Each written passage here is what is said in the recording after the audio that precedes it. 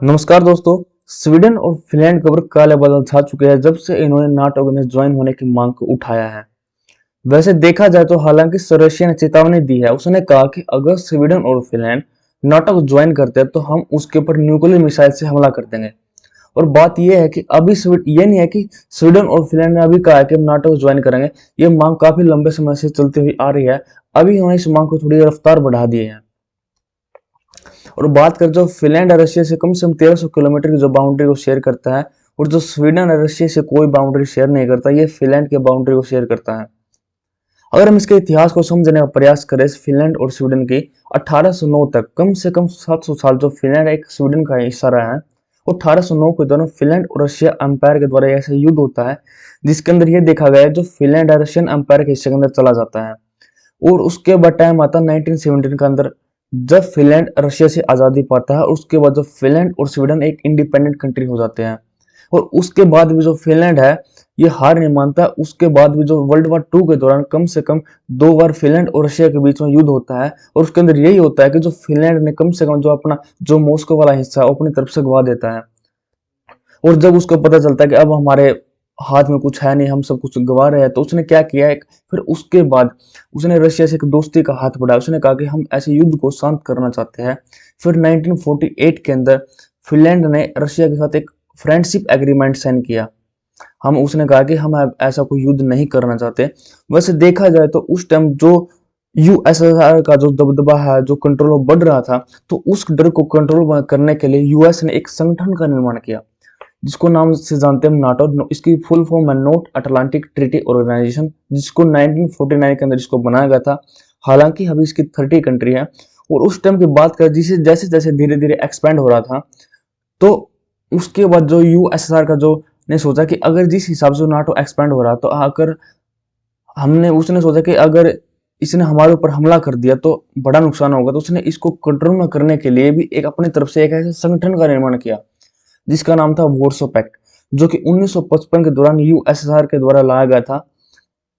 इसके अंदर ऐसी कुछ कंट्रियां थी जैसे अल्बानिया, पोलैंड, हंगरी, बुल्गारिया, ऐसी कुछ कंट्रियां थी। उसके बाद जैसे जैसे दोनों जैसे नाटो और वॉर्सो पैक्ट था अपनी तरफ से दोनों कंट्री को इसके अंदर ऐड कर रहा था। उसके बाद देखा यह गया जो फिनलैंड और स्वीडन ने हाथ जोड़कर कहा कि हम किसी भी पैक्ट का या संगठन का हिस्सा नहीं बनना चाहते, ना तो हम नाटो को ज्वाइन करना चाहते और ना ही वॉर्सो पैक्ट का हिस्सा बनना चाहते, हम न्यूट्रल रहना चाहते हैं। वैसे उसके बाद देखा जाए तो 1991 का जो एक टाइम था जब यूएसएसआर पूरी तरह से टूट चुका था और 15 कंट्रियों के अंदर अलग हुआ, और जो यूएसएसआर का जो वॉर्सो पैक्ट था वो पूरी तरह से डिसॉल्व होया। और उसके बाद जो फिनलैंड और स्वीडन के मन में एक ऐसी खुशी की लहर आई होगी कि उन्होंने सोचा जिस चीज का हमें डर था अब वो पूरी तरह से खत्म हो चुका है। और उसके बाद देखा जाए तो उसी बाद जो फिनलैंड और स्वीडन ने जो अपना पक्ष और जो मुंह था वो थोड़ा यूरोपियन यूनियन की तरफ घुमा लिया। और एक टाइम आया 1995 का जब पूरी तरह से स्वीडन और फिनलैंड ने पूरी तरह से यूरोपियन यूनियन को ज्वाइन किया। और उसके अंदर कुछ मिलिट्री एक्सरसाइज यानी ऐसा कुछ ट्रेन डेवलप आ रहा था उसको बढ़ाने की कोशिश की। और उसके बाद उन्होंने नाटो को ज्वाइन होने के दिन अपनी मांग को थोड़ा बढ़ा दिया। आप इस मैप के अंदर देखना जो फिनलैंड है रशिया से कम से कम जो 1300 किलोमीटर जो बाउंड्री को शेयर करता है, और जो स्वीडन है रशिया से कोई भी बाउंड्री शेयर नहीं करता। हालांकि रशिया को स्वीडन का जो सबसे बड़ा कांटा चुभता है वो है गोटलैंड आइलैंड, जो स्वीडन के हिस्से के अंदर है।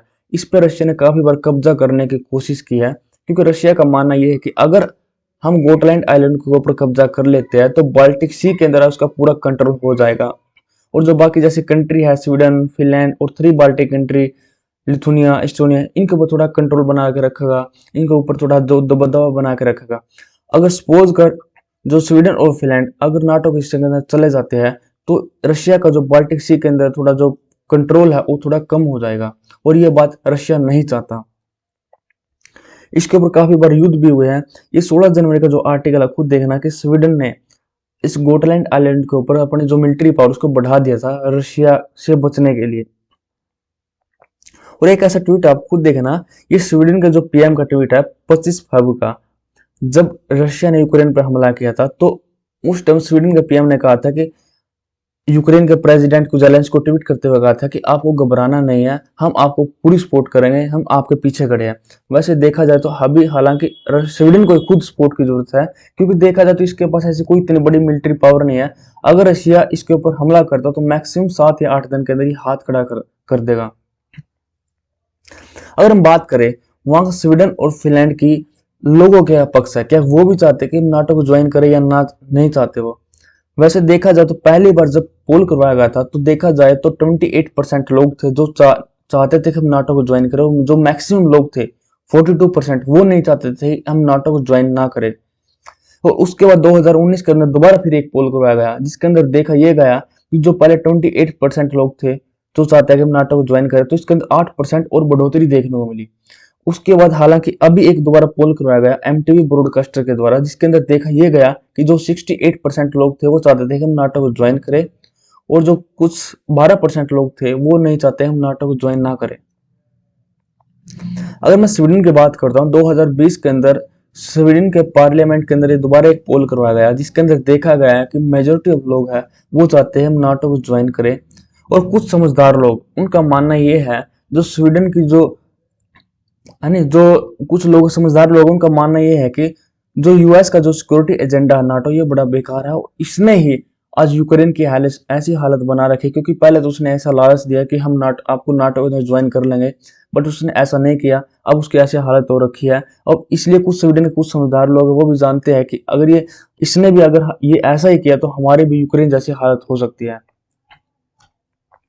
अगर फाइनल कंक्लूजन की बात करता हूं तो इस नाटो को ज्वाइन करने की रेस में जो फिनलैंड है वो स्वीडन से बहुत तेजी से भाग रहा है आगे, क्योंकि उसका मानना यह है कि रशिया ने हमारी तरफ मिसाइल घुमा दी है और किसी भी टाइम हमारे ऊपर हमला कर सकता है। क्योंकि पहली बात तो जो फिनलैंड है रशिया से कम 1300 किलोमीटर की बाउंड्री को शेयर करता है, और उसका मानना यह है कि अगर हम नाटो को ज्वाइन कर लेते हैं उसके बाद रशिया हमारे ऊपर हमला करता है तो नाटो का जो आर्टिकल 5 है वो एक्टिवेट हो जाएगा।